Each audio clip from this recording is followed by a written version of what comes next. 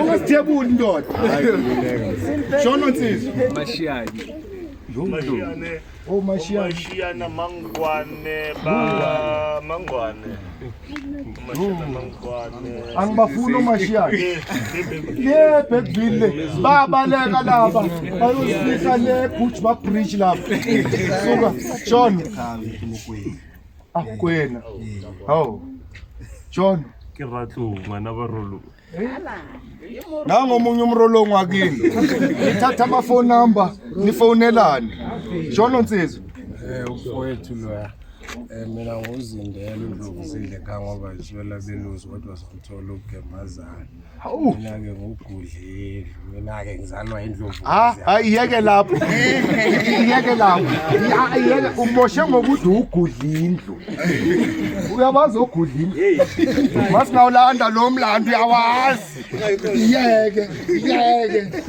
Wawugudlela ifana nalamaXhosa nisho maXhosa nani ikofelani imvaba. Nani ikofelani imvaba amaXhosa kanisho ngiyabuya kini shona Nsizwa kwabantu wena.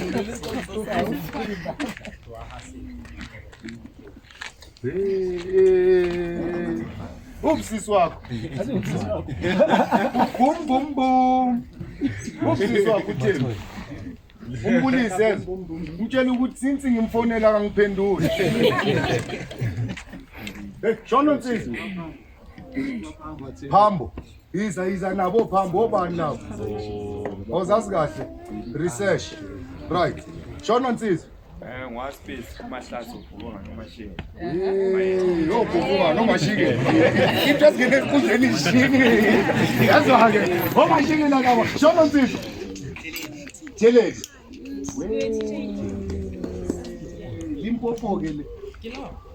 Uyazi Thelezi. Ilento ebrown le izangoma ezifaka la. Azibambeki. Shona Nsizwa. Ubani? Umbele. Sonani. Yilaba lamabhele bahamba noNtshangase laba bawela ibhoda bayelisuthu ngo1730. Siyakwazi wena. Shona Nsizwa. Uzila nkatha. Umzila nkatha. Waligeza igazi ezandleni wena mlamo. Wabulala labantu laba ungathi nasuka nahlangana nabo lezambezi labantu laba. Bahlupha amashona before kufika lo umadle bakhe lo ubiza inkosi ukhumalo. Manje naba. Siyazalana na. Yiko mlambo. Basahlupha namanje. Ipi yamandebele namashona omlambo nabo baphakathi.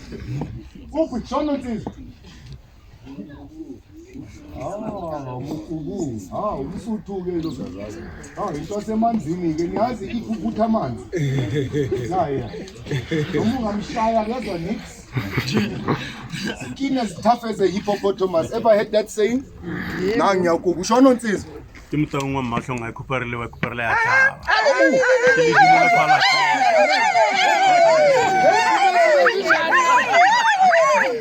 Bathi ibhubesi walikhuparela liyakuhlaba wangalikhupareli liyakuyeka. Yini ukukhuparela ndoda? Manje ka bethuthu ke yabona bafuna into engazwakali. Soyasikhuparela mntawu. Bayede mntwana enkosi. I don't know if you've noticed how many royal surnames were called here. Did you notice that? Did you hear how many royal houses were mentioned here? Shona Nsizwa. Awukwathi udikela uceba noMashiyane. Noni. Waphula inkomo ayishikothekile. Shona Nsizwa. Awunkosi lo uDlamini. Umuhle kakhulu Mlamini. Wena umuhle kakhulu. Mamela ke laba basile laba. Laba basile uthi yena unkosi. Umlangeni uDlamini. Yena lo muhle kakhulu. Yena wathi emfatini. Utheni emfatini wena? Okay. Yabaza la basile la. Shona Nsizwa. Umadinga akaxosha abafokazi. Umadinga akaxosha xosha amabofo kazana akho-ke nsizwa ngizwe uyangakhona uyishanganike wena uyithoka-ke wena awuyena wase-South Africa wena shona nsizwa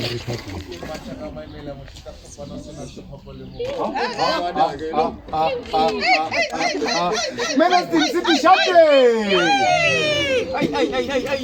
hawu na into engijabulisayo out of 10 sithole 9.5 only out of 10 sithole 9.5 laba ke abasathi njengawe research upho munye nangu research akusona isono ukuthi wazi ipoem yakini yezwa ke akusona isono futhi ukuthi awusazi irresponsibility ukuthi hamba uyofunda yabona singama la sithi shall I compare thee to a summer's day iyokusiza kuphi leyo nto iyokusiza leyo nto The Lord is my shepherd, I shall not want. Though I walk through the valley of the shadow of death, uhambelana kufeni. Uyakwenzani ekufeni? Though I walk through the valley of the shadow of death, uhambelana kufeni. Siyaphila thina sithi amabele. Ufunani ekufeni? Ufuna ukufa yini wena? Asizimameleni izinto esizishoyo. Christianity's biggest hook. Everything has a hook, angithi? No Jay-Z makabhala ingoma unani? New York, concrete jungle where dreams are made of. There's nothing. That's a hook. It's the one thing you remember about the song. Angithi? The one thing that everybody remembers about Christianity is what? The hook. What is the hook? The death of a poor Jewish boy. What about his life? What if Jesus didn't die, he was an immortal? Would Christianity exist? No. Because it is based on his death. Angit? Though I walk through the valley of the shadow of death. If death did not exist, does church become a relevant thing? No. The cross. If the cross did not exist, where was your salvation? Yeah. Anybody?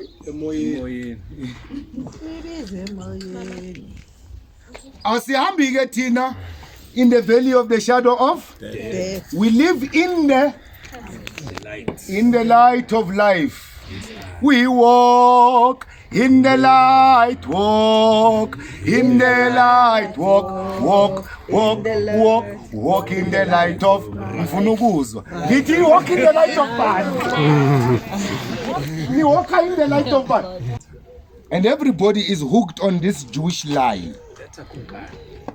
That something somewhere decided out of a chaos to create a world. But have you actually read the Bible? Genesis chapter 1. Nigga didn't create the world. He found the world underwater. In chaos. He just organized it. That's all he did. Who then created the water and the world under the water? Have you ever asked yourself that question? I can tell you, I know. Do you know? No. You don't know? Let's make an experiment. Close your eyes. So, that's Valamet. Valamet. Valamet. Angeng ukutshontshe bafo Valamet. Valamet.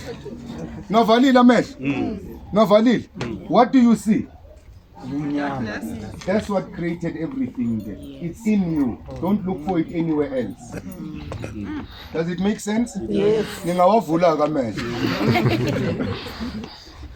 That darkness that you just saw, that's where everything started. Every artist knows. How many artists here? Painters, drawers, sculptors, artists. Nangu nana lapa, nangu bafo, nangu munye. Artists. Every canvas starts blank. Right? Why? It's the source. And what can come out of that blank canvas? Anything. Infinite possibility.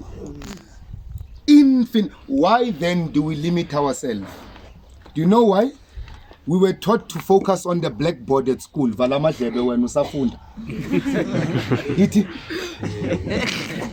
In blackboard, you are taught to follow words on a board.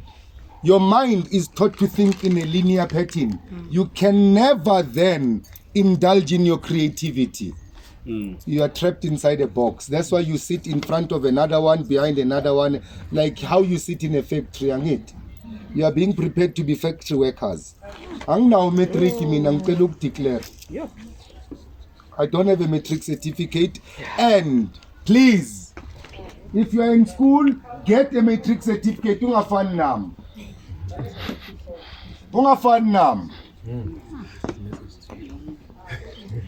Get your matric certificate, please. I don't have a matric certificate. That's why I have to speak a whole lot of nonsense for a living. You understand, Nana? Funda mtanam. What do you want to be when you grow up? A nurse? Okay, let me tell you now. You are not going to be a nurse when you grow up, yes? You are going to be whatever you want to be. Nursing is what you are going to do. You'll always be yourself. Does it make sense?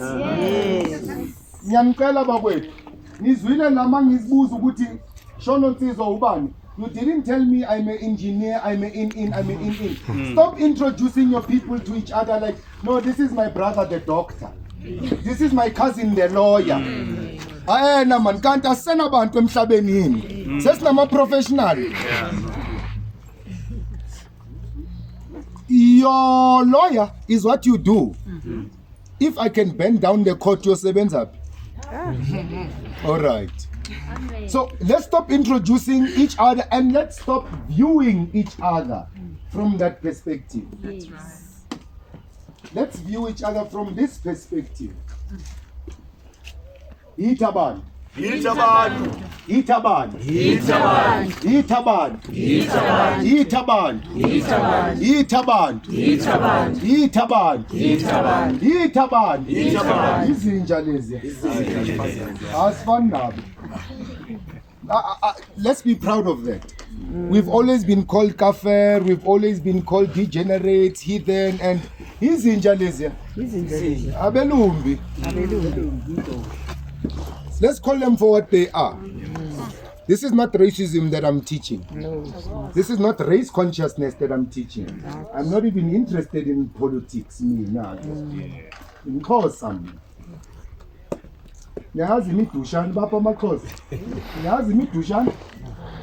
For 100 years, I was in the forefront of a battle against the British and the Boer. It's called the Frontier Wars. And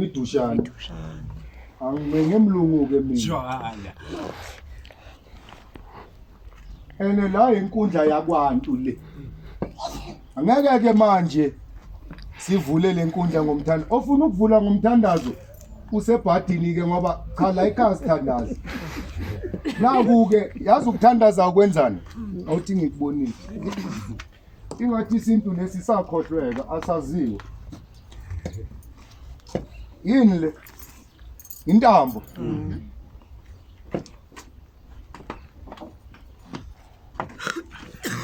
yini le insika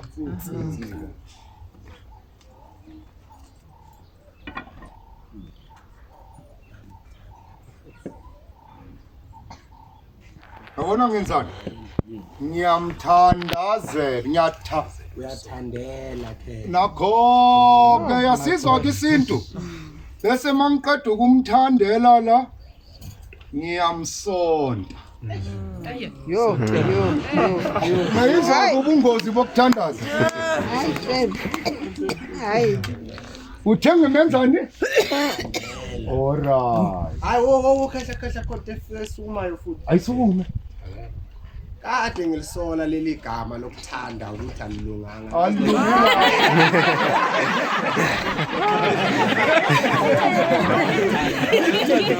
Mamela ke Papa Maxhosa intoni ithanda it's a crack so uya kwintombi yakho uthi ngiyakuthanda I crack you this is why nixabana emishadweni nidivorce uyamcrack Tithanda Africans don't love Africans build sakhimizi sakubuhlobo niyathandana nithandanani Ngithandela ngizozela umuntu wakhona legama yazi abafethu bangazi benilizwa bengifila ngathi mawuthi love ngathi it's bunch of hate yabona zakuthelwana yabona zaphayilapha zabaziningi yabona ngazi bengizwa ngelegama leli alinayo leyanto manje kodwa ngoba ke sesilamukele uyabona sesiyalithanda yazi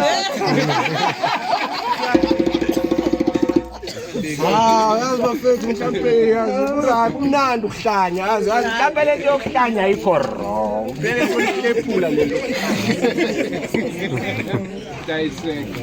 injalo Nsizwa you must listen to the words you speak ningixoleleni bakwethu mina ngiyayibhemela angiyayibhemela shem ningixoleleni askisini shem there is never a moment nizongibona ngingaphethanga lento esandleni so ngicela nje ukucela leyo permission izasasuka bakwethu let's listen to the words we speak mapedi bari phitlo ya setso ipuo ya rona the secret of our culture is in our language. We don't listen to what we say anymore. Amaxhosa bathu khamisa utyhane. And you know what the result of that is? A study was made. On average, a normal average human being speaks 25,000 words a day. On average. 25,000 words a day. Now think about your words and think about what I'm going to tell you now.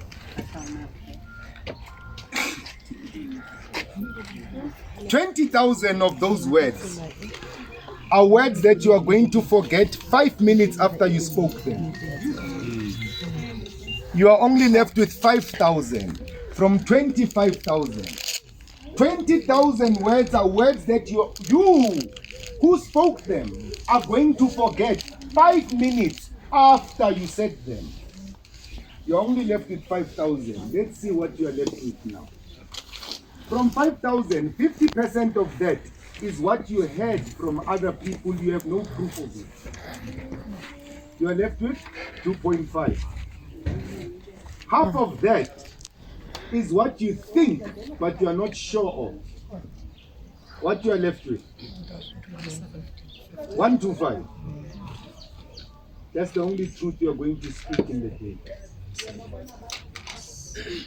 From 25,000 words, you only spoke 1,500 words that are true. Nilambile, nikatele. That's the only truth you speak. Nilambile, nikatele, ngifuna ukuya ekhaya, angimthandi lo. Ngiyamthanda lo. That's the only truth you speak. Otherwise, manizovalelana bathi ama-cell meeting, church gathering. Ihleli 3 hours nikhuluma ngoJesu akekho noyi-1 omaziyo.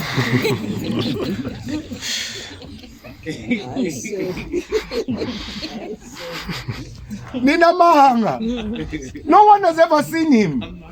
Animazi nonke. Kungcono sikhulumeni ngomzekezeke. Samazi uguqa. Guqa ngamadolo. Ubani ongazi leyo ngoma? Awushayi guqa. Asiye guqa. Asiye guqa. Guqa ngama. Asikhulumeni ngomzekezeke babethu asiyeke uJesu asimazi. Because everything we are going to say for those 3 hours kuleyo prayer meeting is a lie. Amanga. Bowulambile waphiwa yimi isinkwa ngithi isintombi. Hey Mudimu na le mahla what the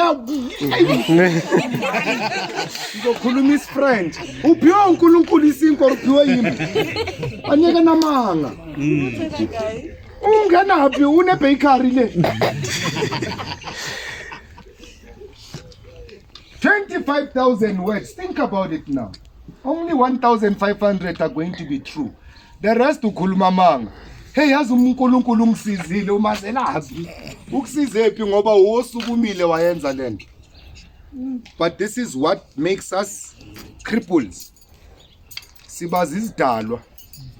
We become cripples psychologically, emotionally, physically, because now instead of doing what you have to do, ufuna ukuguqa ngamadolo uthandaza.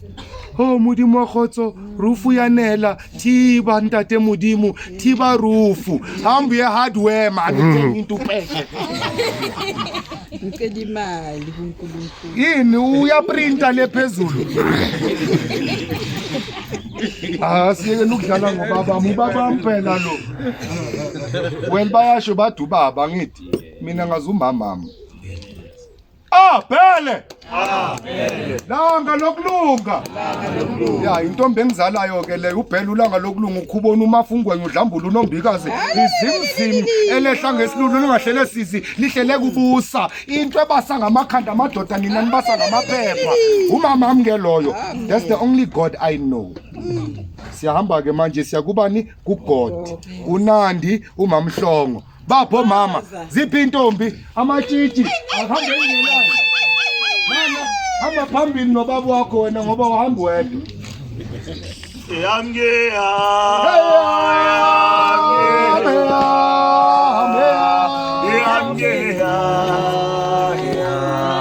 amatshitshi ayophelele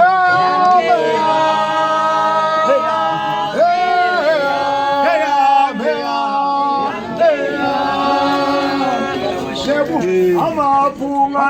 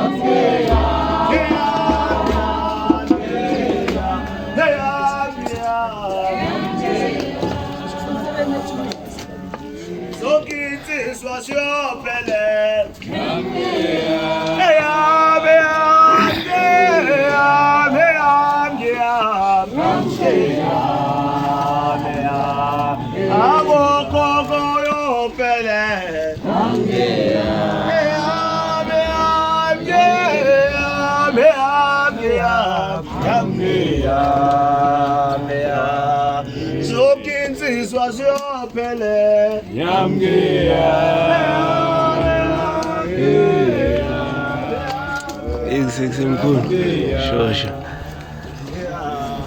azokinsizwa siyophelela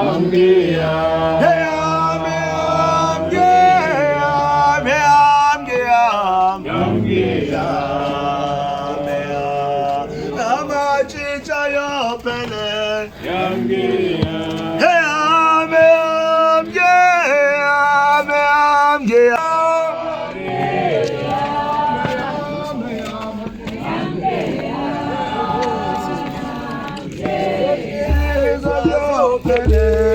Amge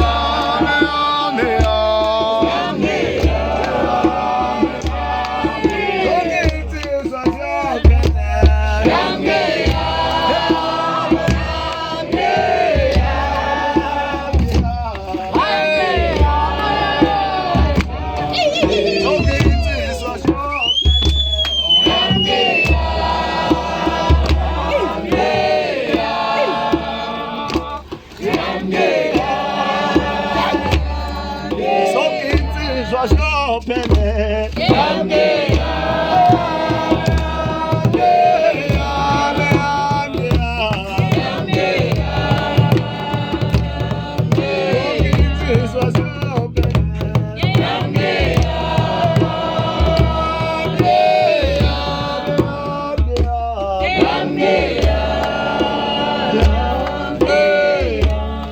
Sanukusukelisa ngoma sakwanqobo sithula kahle awuwe mangane awuwe mangane phatha abantu sanukusukelisa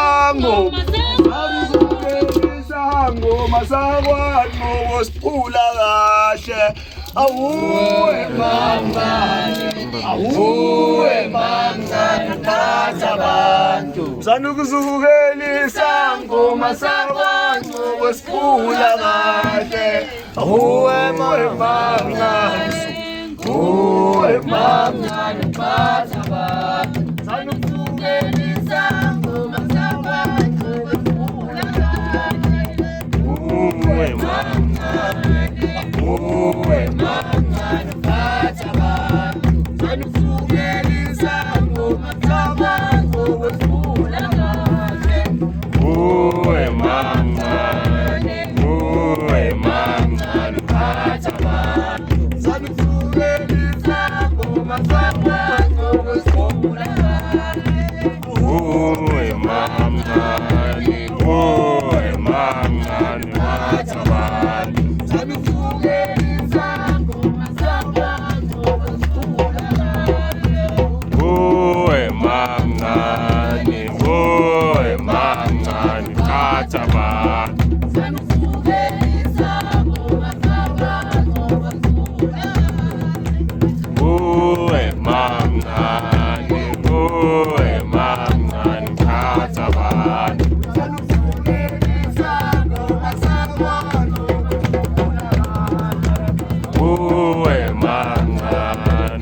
awuwe mangane phatha abantu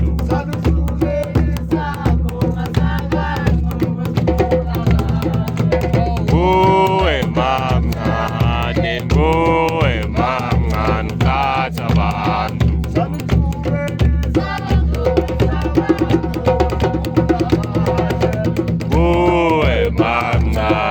awuwe mangane phatha abantu siqhamuka ngomshoshana izinto awulayishosha phansi asinande awulayishosha phansi siqhamuka ngomshoshana izinto awulayishosha phansi asinande awulayishosha phansi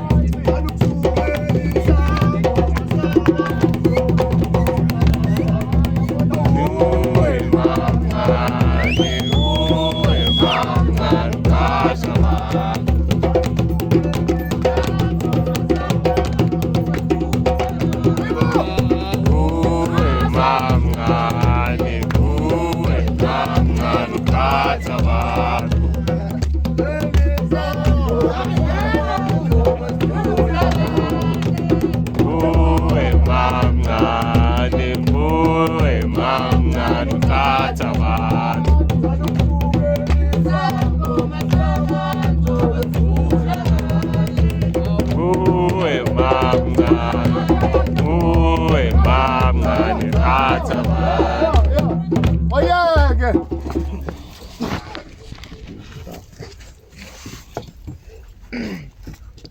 lipleswati kuye banjeka amaswati bawushawa bahlala behletetela ngelibongo wengwane hayi awuyokhuluma iswati sakini ke ozokhuluma lokho bekuzokhuluma umfweni Dembe bahlehletile labantu awusitshela ukuthi la sizokwenzani ngoba hayi ngiyambona nangoba ufuphethe nesigubhu xakekile uzibuza ukuthi hawu ashaya isigubhu endlini kanti sesishayela hayi hawu abayichaza abakwabana abakhuleka abasondele Abangamukelekanga la ekhaya. Abangena abavakashi bethu. Abangene. Bawuthola ke amathambo inyama sesiqedile. Nehambi zawuthola umhluzi. Very welcome. They can isilungu ke namhlanje ke sizoba nepolitiki. Welcome.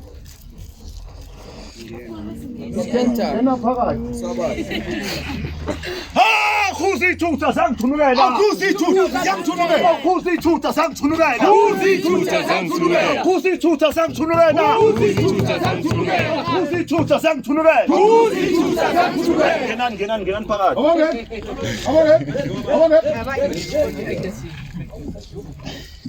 Namanje. Ngingakunda. Makhosi amakhulu. Ningaboni ke ungathi kwenzeka umhlola. Good morning. How are you? Oh, very welcome. Where you guys from? Netherlands. Both sisters, friends. Or you met in the plane on your way here, or you plan to come together. Oh, what do you want to see in South Africa?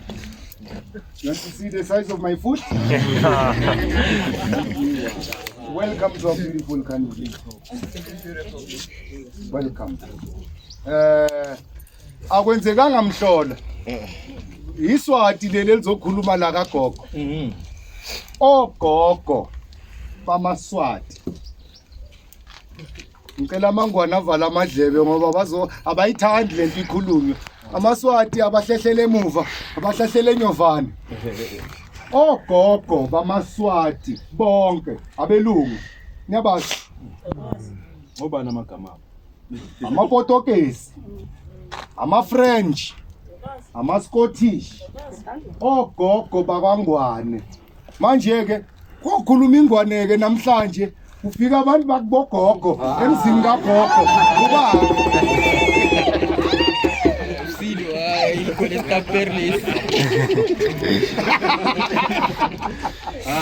Siyathokoza Ngese ngamanye. Bese Nkosi yami. yikho bengifuna amagama abo ngoba kodwa ukhuluma kahle umkhulu ngoba ukhuluma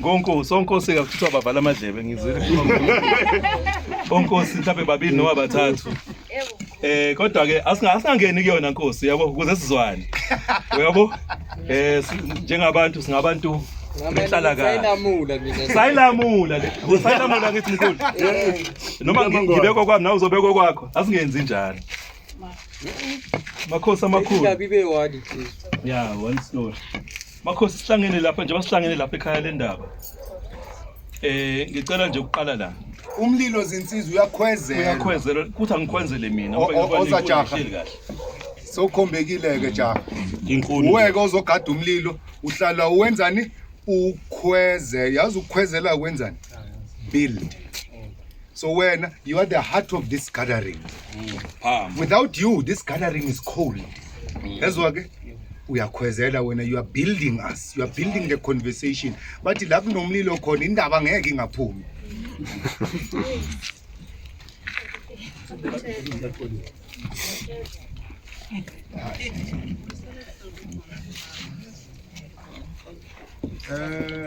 lelo amakhulu sisendlini kagogo nto awusicelele kuzalukazi endlela kaze ukuthi silapha kwakhaya indaba sizoxoxa ngesinto mababe khona ke nabo ke nathi basifundise namhlanje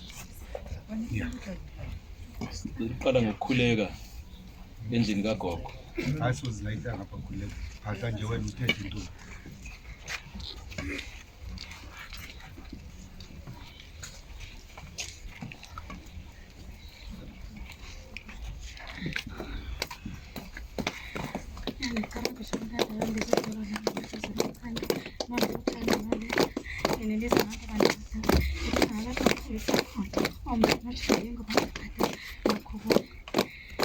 Selamat malam, selamat datang. Selamat datang.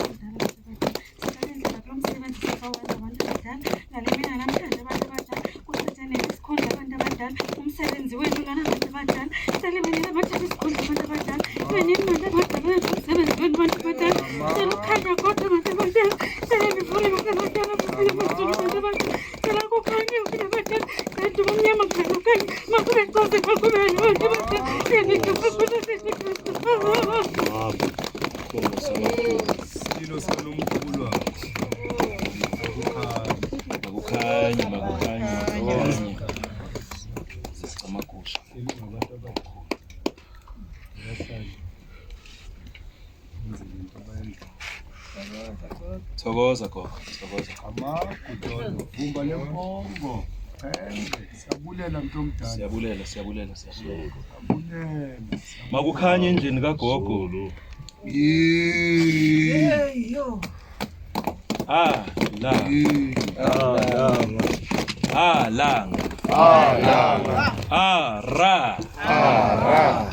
Ramasedi. Phakama Ramasedi. Phakama langa libalele. Sibonga ukubalela ukubalela wela ulimi lwesintu makhosi, even though ngizomixa, I will mix the language between the tongue of abantu. Yes, Yeah. Great translator. Great translator. Ayithi utoli kunqo Nje inyanga imuni. ulimi lwabantu, The tongue of the people luyadala. creates. Ngicela ukuphinda futhi. Can I repeat again? Ulimi lwabantu luyadala. The tongue of the people creates. Umuntu wadaleka ngenkathi umdali ezakha yena. Umuntu is not person or people. Izobanzima ukuyitranslate. Those that came from the stars were created The same time. the same time as creation came into creation. The Creator created us when He created herself. Oh, not I kubazi ngamanje. So the Creator created us when she created herself. The very moment of creation. Leso sikhathi sokuqala indalo idaleka. Yonke into esiyibonayo ngamehlo, nento esicabangayo, nento esiyibona esazi ukuthi iyaphila. Yadaleka at the same moment when the Creator said, let there be. Now, ukuthi wa Creator said, kusho bani? Who was there writing? Uaba iqaleni ukwachaza ukuthi one Safone Abrahamic God somewhere with a strange name that the worshippers never liked to pronounce. They said no one must pronounce it, but today we see charismatic churches everywhere. They say the name, they write it on their taxis, they write it, this name which is a 4-letter name.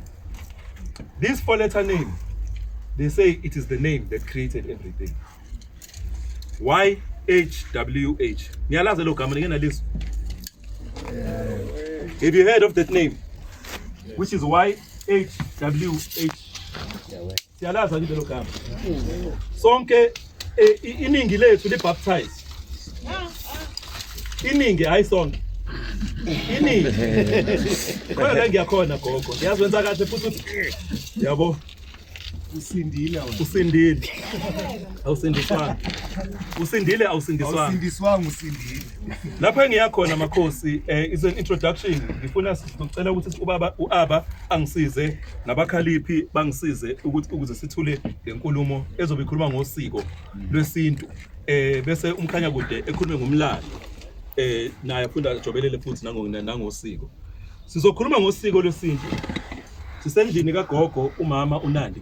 So kubalekile ukuthi uma sikhuluma uma sendlini kagogo sihlonipheni usiko, sihloniphe nomlando nokuxoxa kwalowo mlando ngokweqiniso. Umlando fanele uxoxwe. Sima sikhuluma ngomlando sibe neqiniso, sibe nolimi olunjani olusokile. Now this same Abrahamic God, they say that these gods, so-called gods, or Yahweh, or Elohim, or Ban, they say they do something called ukusoka. Have you heard of ukusoka? They call it circumcision, right? But ngokwesintu ukusoka, it did not mean the cutting away of any flesh. It had nothing to do with flesh. It had everything to do with a connection that must be created between umuntu nezidalwa avela kuzona. Siyezwana makhosi? Ngicela ukuphinda futhi. Umuntu uyisidalwa esinomphefumulo. Kade sikhuluma lapha endlini esezansi, sikhomba ianki nomunye umndeni besikhuluma nawo lapha ezansi. Umuntu qala wabona isiphambano, omunye wabona letter T, tau, the tau. Umunye wabona Jesuit cross, the cross of the Jesuit.